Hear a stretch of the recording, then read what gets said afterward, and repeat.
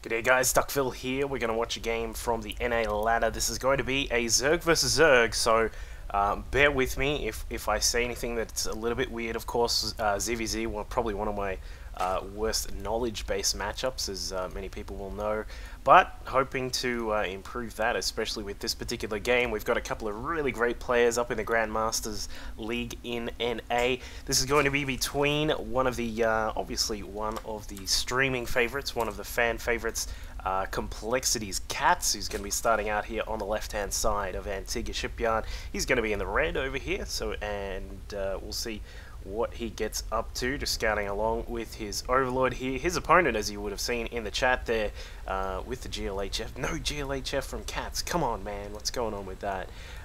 Is our up-and-coming star from Infinity 7, Infinity 7 Sandbox. He's going to be over here in the blue, down in the bottom right. Now, this map, of course, with no forced cross spawns, as Sandbox just mentioned just before, is a little bit unfortunate for Cats. He's going to have a slight disadvantage. It's a very, very slight disadvantage in this matchup, from what I understand, where this third base of his is going to be a little bit more difficult to take. Of course, if mutas come out, that could be a problem over here. But of course, this also means that Sandbox, as we'll see here, is going to be able to keep an eye on whether this hatch gets taken first by Cats. And as it so happens, it looks as if he is going to head down there. So for the moment, Sandbox will have a slight intel advantage by the fact that he's going to be able to see that the hatchery has been taken here. There he is, you can see it right there. But for Cats, he's still slowly lumbering across with this overlord and won't be able to see what's going down at the natural for Sandbox for a little bit longer. So that obviously isn't a massive difference and like a game-changing facet of this particular map for this game, but it's something to consider, and it's of course one thing which hopefully in the future, when Blizzard are creating their maps, they'll actually think of ahead of time, because there are some of these maps that have recently been released are a little bit on the the illogical side, perhaps, when you think about it, of course. Yeah, this is actually a map that I just hate to play on, so I downvoted, which is very weird, I know, for a Protoss, but whatever. But we've got the hatchery started for both players, the extractors just completing at almost the exact same time. There we go, if my mouth will work properly. We got the spawning pools also just slightly in front there for Sandbox. Obviously he got his down just a tiny bit earlier, as he was able to see exactly what Cats was up to. But Cats' hatch is just completing now, and Sandbox also getting his up and running. These guys are probably just going to drone up a tiny bit, get some queens running, and then we'll see how they proceed from there. So it'll be interesting to see whether this goes to some Ling and Baneling battles, or whether this is going to move towards Roaches and Infestors, or if one of the guys is actually going to make the choice to go to Mutas. Of course, Mutas a little bit more of a common sort of strategy to be seen these days comparatively to what they used to have been. Of course, mutas can be countered by a couple of spore crawlers. Of course, the odd queen or two can really help out, and infestors with fungal growth can do a lot if there is some extra units to help out once those mutas have been caught by the fungal. Now, the other thing, of course, in ZvZ is the fact that there is very little to hide in this matchup. Once the queens are out, the insides of the bases are actually fine to be hidden, but the overlords will be out in the middle in force, just keeping an eye on what's going on. As we can see, Sandbox has got some good vision there. He's also got to compete with Cats, who's got some overlords just spread around the map at the moment. He's got one that's just heading through the center, and he's got a couple on the path that both of these players will generally use at the start of the game. Sandbox has made the decision to go with Banelings, and of course Cats has done the same as well.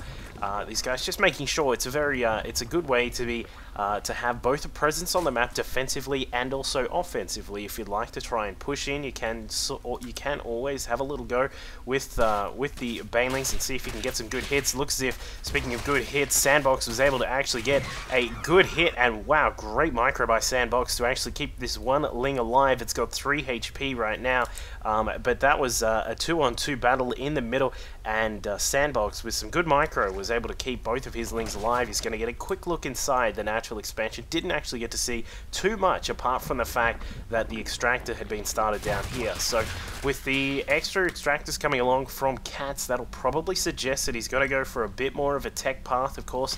That could mean mutas, it could mean infestors, but we'll find out very soon. I'm not actually sure what Katz is in favor of these days. I don't actually get to watch his stream too much, but looks as if we're going to have a little bit of a ling battle here in the middle, cancelling out three of the banelings that were morphing in is iSanddbox. He's going to have to get a couple out at least just to make sure that he has the possible defenses if some of these lings bust through. It looks as if Katz is going to have a slightly superior force, but those banelings just about to complete have forced him back for the time being. There is one spine crawler here as well, which is going to help out with the defense as needed. There is a roach warren now morphing in for iSanddbox as well, and it looks as if, I'm going to guess, given that he went for the banelings and then is not getting any extra tech apart from this lair, the Katz is going to go for a spire, and we'll probably see some mutas come out of him very, very shortly. In fact, he's just going to grab a few more drones and probably put that spire up in just a second. Is he going to get it? I don't know. Is he? He could. We'll find out in a second, but looks as if one baneling actually getting inside the mineral line of iSanddbox, getting a good hit there, taking down the health of some of the drones, but not actually getting too much done, given that it takes two banelings without upgrades to actually kill a drone or more. And there is the spire from Katz. So he is definitely going to go for some mutas. We'll probably see him save as much gas as possible here. He is going to need some spine crawlers to make sure he is adequately defended against these lings that are coming in from iSanddbox. And a couple of banelings now morphing in up to the side. The lings getting inside the gas line there, and they will be able to get some good kills on those lings there. A couple of banelings now rolling past down the bottom side. They're not actually going to get into the mineral line here. Good defense from Katz, keeping the drones out of trouble, getting a couple of banelings up just in case he needs them, and then forcing back those lings from iSanddbox. So iSanddbox has actually taken his third very quickly here, just trying to get his economy into a really good position. He's also got a fourth macro hatchery on the way. Gases 3 and 4 are also coming through along here. Wow, even with the fifth gas as well. So he's really going to kick up his economy very, very soon once that all comes to fruition. In fact, sorry, there's the fifth gas. He's now getting it just down here in the main. +1 to missile weapons also coming in from iSanddbox, so he is going to stick with the roach tech for now. He does have a couple out just at the moment. Not too many at the moment though, but he is morphing a few more in. Meanwhile, for Katz, he's got a couple more spine crawlers here just for that extra defense, as we mentioned. He is going to need it, given that he's putting a lot of investment into these mutas. He's now pushing out 8 mutas, and they're going to be able to get some good map control, along with vision. This is another thing which really changes the position of this game. iSanddbox is going to lose some of these overlords that he's spread out through the middle, I would assume. And then that means that Katz will have really good vision throughout that middle section. He'll be able to see of any impending attacks coming along. And there it is. He's going to start getting rid of some of those overlords in the middle. And Katz putting down some creep just in this middle section here. I'm going to assume that this is for the spine crawlers that he's built. He's probably going to move those up towards this section here so that he can actually zone off this entire third base and the natural as well, so that lings can't do any crazy run-bys. But Katz doing a great job of picking off these extra overlords that are out from iSanddbox. But iSanddbox is actually making a few queens. He's actually getting queens out of each of his hatcheries. That's 4 at a time. So he's going to go for a queen-based defense for the most part. In fact, maybe he'll even push with that. I'm not actually sure if people still do that these days. That was a bit of a strategy quite a while ago to use queens to actually push with roaches. I'm not sure how viable it is these days though, but we'll certainly find out soon. A couple of the queens now coming along for iSanddbox. He's going to lose yet more overlords through this middle section here. A little bit unfortunate for him, and one is trying to quickly run away, but it looks as if the mutas are actually going to catch up with this overlord, and he is going to lose that one, which is going to hurt a little bit here for iSanddbox, but well prepared. He does have already a whole bunch of overlords already out to make sure he's not supply blocked. So looks as if iSanddbox is still continuing a little bit of queen production here, and he's got quite a few already out. He's already got 1 per hatch. No, he actually doesn't have them at the hatchery. He's a little bit interesting. But he is going to have Infestors out in just a second, which is going to help the cause with dealing with those mutas. As we said, Infestors really help with dealing with mutas when they're out on the map, especially if you have a supporting unit below to take advantage of the fact that the mutas are losing health and also completely immobile. So that's what these queens are going to be for, is once a muta gets caught by a fungal, then he's going to be able to absolutely smash them apart with the queens. And now, in fact, we've also... No, my bad. Sorry, that was the Infestors from... those Infestors are actually for cats. Completely got that wrong.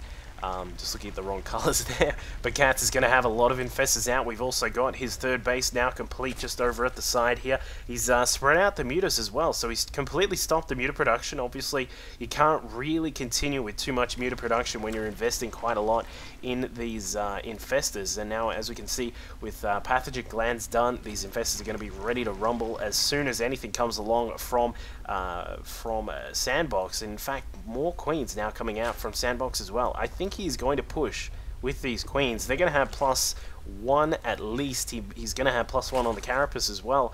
That's really going to help out when these queens want to push across the map. We'll see how he is going to get all of these queens across. They are extremely slow. As we can see, they are slowly starting to march across. We'll see how Katz is going to defend this. He does have quite a lot of fungal. Of course, fungal does the bonus damage to these roaches, and it's not going to be able to do too much extra against the queens because they are not armored. And there are some great fungals there from Katz. He's just got some good vision there, as we said, with the Overlords able to get really good vision here. And now Queen's coming along and putting down transfuses on these roaches. He's keeping a lot of these alive. Sandbox doing a good job of holding this attack up for the moment. And Katz is actually possibly in a little bit of trouble here. There are so many queens out. There are actually 16 queens, sorry, that are actually pushing her forward with this attack. And now with some Infestors at the back, any possible attack deflections by Katz are going to have to be very, very good. Here come the roaches. They've got +1/1 on their armor and upgrades for weapons as well. The queens, of course, with a slight amount of range, are going to be able to reach over the infested Terrans and the roaches that are here. And now they're going to be able to use his transfuse as well. And transfuses were going off all over the place just before. And Katz is actually going to have a lot of trouble defending this because he was really relying on Sandbox pushing forward with a lot of roaches, lings, that sort of thing.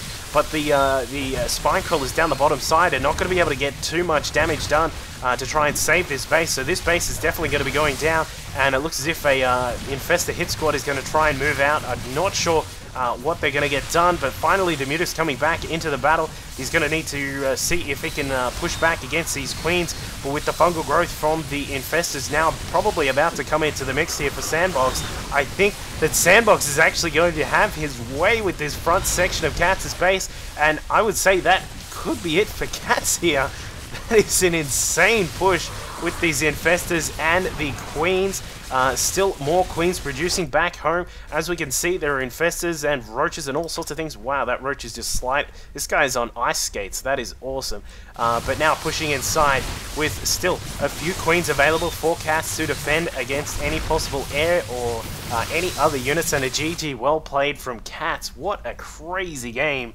That was really interesting to see how Sandbox just sort of moved across, I think taking advantage of the fact that this is a much shorter route to go through. Perhaps if this was cross spots going all the way up here, that wouldn't have been very viable at all. So I really like that decision, just sort of adapting to the play that he had to deal with, and move forward with the 1-1 on the queens and the roaches, and just disposed of every single piece of defense that Katz had, and then slowly push through into the natural as well. So great game there from Sandbox, taking down Complexity Katz, and I hope you guys enjoyed that game too, and we'll see more coming up soon. Cheers.